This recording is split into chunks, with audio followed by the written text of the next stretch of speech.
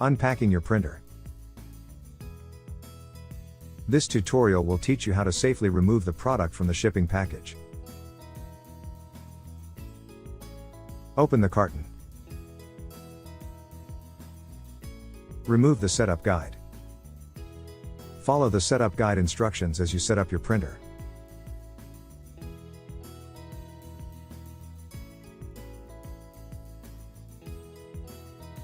Remove the interface cable.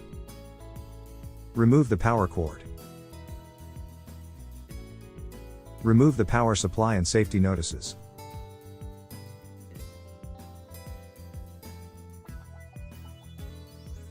Remove the packing tray. Remove the printer. Open the printer. Remove the label and test prints. Close the printer. Save all packing materials if the printer needs to be returned for service.